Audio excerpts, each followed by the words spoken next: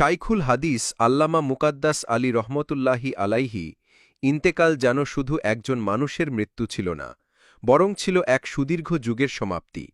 তিনি ছিলেন এক আলোকবর্তিকা, যিনি অন্ধকারে দিশাহীন মানুষের অন্তরে আলো জ্বেলে দিতেন। তার চলে যাওয়া মানে শুধু একটি হৃদয়ের থেমে যাওয়া নয়, বরং একটি যুগের শিক্ষার, অনুপ্রেরণার ও আধ্যাত্মিকতার স্রোত থেমে যাওয়া। মৃত্যু সবসময় শূন্যতা তৈরি করে, কিন্তু কিছু মৃত্যু আছে যা শূন্যতার চেয়েও ভারী।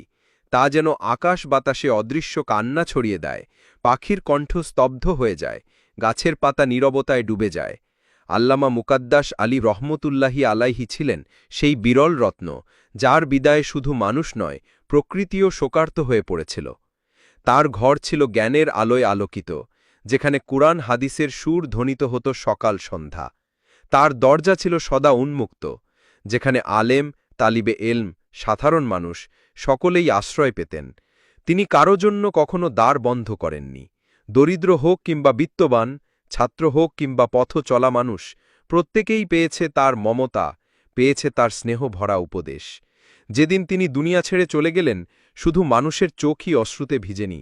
মনে হচ্ছিল তার বাড়ির পাশের বাজারের ইট, বালু আর পাথরও শোকে স্তব্ধ হয়ে গেছে। যে ইটের উপর দাঁড়িয়ে আছে দোকানগুলো, যে বালুতে প্রতিদিন অসংখ্য মানুষের পদচিহ্ন পড়ে, যে পাথরের উপর দিয়ে শত শত মানুষ হেঁটে যায়, সেদিন সব কিছু যেন থেমে গিয়েছিল। নিঃশব্দে তারা যেন বলছিল, আমরাও কাঁদছি তার বিদায়ে। তিনি ছিলেন সরলতায় মহিমান্বিত, বিনয়ে অলঙ্কৃত। তার মুখে অহংকারের ছায়া ছিল না, তার হৃদয়ে ছিল স্নেহ আর দয়ার অফুরন্ত ভাণ্ডার। তার জ্ঞান কেবল বইয়ের পাতায় সীমাবদ্ধ ছিল না, বরং তার আচরণ, তার চলাফেরা, তার দৃষ্টি, তার নীরবতা, সবকিছুতেই জ্ঞান ছড়িয়ে পড়ত। তিনি শিষ্যদের শুধু পাঠ শেখাতেন না, বরং বিশ্বাস, আস্থা ও ভালোবাসার মশাল জ্বালিয়ে দিতেন তাদের অন্তরে। সমাজের অন্ধকারে তিনি ছিলেন এক প্রদীপ। যেখানে বিভ্রান্তি, সেখানে তিনি ছিলেন দিশারি। যেখানে অজ্ঞতা, সেখানে তিনি ছিলেন শিক্ষক। যেখানে হতাশা, সেখানে তিনি ছিলেন আশার প্রদীপ। মানুষ তার কাছে শুধু জ্ঞান নিতে আসত না, তার কাছে আসত শান্তি খুঁজতে, ভালোবাসা খুঁজতে, ঈমানি শক্তি খুঁজতে। আজ তিনি আমাদের মাঝে নেই। তার দেহ মাটির নিচে শুয়ে আছে, কিন্তু তার শিক্ষা বেঁচে আছে, তার শিষ্যরা বেঁচে আছে, তার রেখে যাওয়া উত্তরাধিকারীরা বেঁচে আছে। আজও তার স্মৃতি আমাদের চোখে জল আনে, আমাদের হৃদয়কে নরম করে দেয়। আর আছে সেই বাজার, সেই ইট, সেই বালু আর পাথর, যারা আজও সাক্ষী হয়ে দাঁড়িয়ে আছে, যেন তারা বলছে, আমরা দেখেছি একজন প্রকৃত আলেম কেমন হয়, আমরা অনুভব করেছি তার বিদায়ের বেদনা।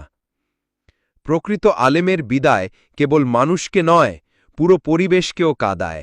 তার মৃত্যু আমাদের মনে করিয়ে দেয় যে জ্ঞানী মানুষদের মৃত্যু আসলে আলোকবর্তিকা নিভে যাওয়ার মতো, যার প্রভাব যুগ যুগ ধরে অনুভূত হয়। আমরা মহান রব্বুল আলামিনের কাছে ফরিয়াদ করি, তিনি যেন এই মহান মনীষীকে জান্নাতুল ফিরদৌসির সর্বোচ্চ মোকাম দান করেন, তার কবরকে আলোকিত করেন এবং আমাদেরকেও তার শিক্ষা ও আদর্শ অনুসরণের তৌফিক দান করেন।